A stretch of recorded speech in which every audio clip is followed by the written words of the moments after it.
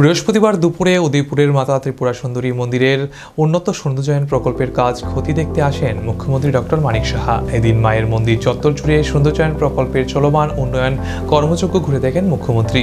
জানা যায়, উদয়পুরে পৌঁছেই প্রথমে মুখ্যমন্ত্রী চলে যান পালাটানা ওটিপিসিতে এবং পরবর্তীতে মাতা ত্রিপুরা সুন্দরী মায়ের মন্দিরে পরিদর্শন করেন।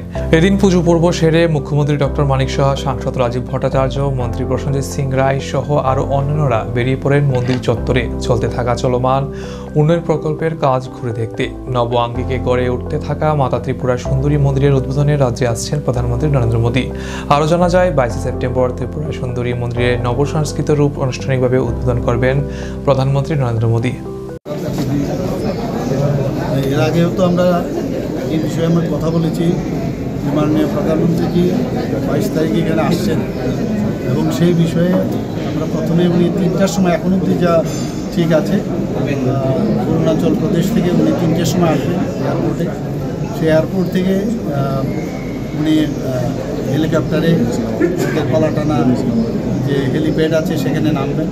সেখান থেকে প্রায় এখানে যে রাস্তা প্রায় 13 কিলোমিটার, তো এই রাস্তা ধরে উনি বাই রোডে আসবেন। রাস্তার পাশে আমাদের যাতে মানুষ ওনাকে দেখতে পান, তো সেই ব্যবস্থা ব্যারিকেডও করা হয়েছে।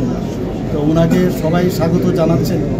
তো বিভিন্ন আমাদের যে বিধানসভা আছে, বিধানসভা থেকে আমরা অনেক লোক এখানে জমায়েত হবে।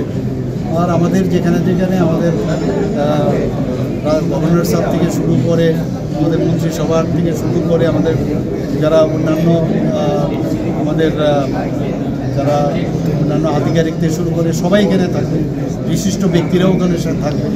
তো সেইভাবে লাইন আপ করে এখানে আসবেন এবং মন্দিরে উনি পুজো দেবেন।